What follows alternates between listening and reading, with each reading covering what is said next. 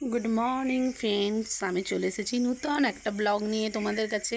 এই দেখো সকালবেলা একদম বৃষ্টি পড়ছে, দেখতে পাচ্ছ। কাল থেকে প্রচণ্ড বৃষ্টি হচ্ছে। আর এই সকালে উঠে আমাকে তো সার্সির জন্য খাবার বানাতেই হবে। সার্সি স্কুলে যাবে, বৃষ্টি হোক আর যাই হোক, সার্সিকে তো স্কুল পাঠাতেই হবে। আর এই দেখো কেমন বৃষ্টি পড়ছে, দেখতে পাচ্ছ? তোমরা কি বুঝতে পারছো?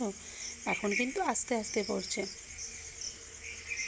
ওই দেখো আমার গাছে জবা ফুটেছে, তোমাদেরকে রোজ দেখাই না, পুজো করি তো, এগুলো আমারই গাছের ফুল। আর এই দেখো বেগুন গাছগুলো এদিকে কি বড় বড় হয়ে গেছে বনের মতো।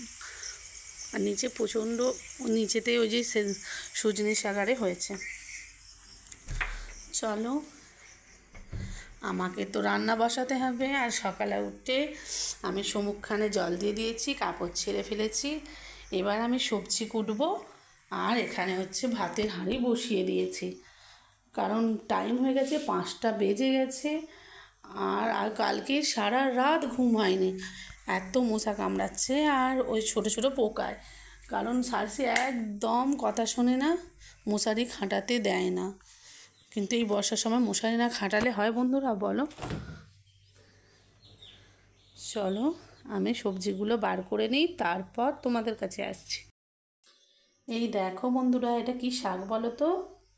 দেখতে পাচ্ছ এটা কি শাক? এতে আছে সজনা শাক, সুজনি শাক, বর্মা শাক, নোটে শাক। এই দেখো বর্মা শাক, নোটে শাক, এইটা হচ্ছে 5 মিশুলি শাক। আর এটা সজনা শাক তো খুবই উপকার, তোমরা জানো। তোমরা কে কে পছন্দ করো আমায় বলো কিন্তু। আর আজকের পুরো ভিডিওটা কিন্তু দেখো, একটুও স্কিপ করবে না। অনেক কিছু রয়েছে। এই দেখো, এইটা হচ্ছে ভাত বসিয়ে দিয়েছি আর একবারে ডাল দিয়ে দিয়েছি। ডাল হবে, শাক ভাজা হবে। আর এটা দেখছো, এটা হচ্ছে বেসন মাখা রয়েছে।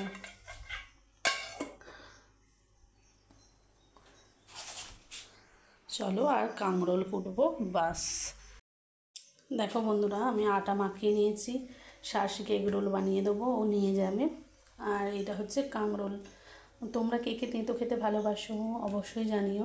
আমার শাশুড়ি তো একদম খেতে পছন্দ করে না, কিন্তু এটা হচ্ছে কাঁকরোল ভাজা, ও দেখলেই লাফাবে। আর এই আলুটা রেখেছি, ওই বেসনটা দিয়ে ঝাল করব। আর এই পেঁয়াজটা লঙ্কাটা কুটিয়ে রেখেছি, ওকে একটু এগরোল বানিয়ে দেবো। 2টো ডিম বার করে রেখেছি, দেখছো। আর এটা হচ্ছে মাছের ঝাল হবে। আর এখানে শাক ভাজা, শাক সেদ্ধ আমার হয়ে গেছে। আর এখানে আমার ভাত তো ফুটছে, আর ওর সঙ্গে একেবারে ডাল দিয়ে দিয়েছি। আমারও একটু রুটি হলেই ভালো হয়, কিন্তু কি করব, রুটি খেতে পারি না, আর ভাত খাচ্ছি। ভাত খেয়ে খেয়ে আমারও সুগার আছে, ভীষণ ভয় করে। দিদিরও সুগার বেড়ে গেছে। তো কী করব বন্ধুরা, বুঝতেই পারছি না, একদম রুটি খেতে পারি না। তবুও চেষ্টা করি খাওয়ার, কিন্তু রোগ হলে তো তখন খেতেই হবে, কিছু করার নেই, তাই না?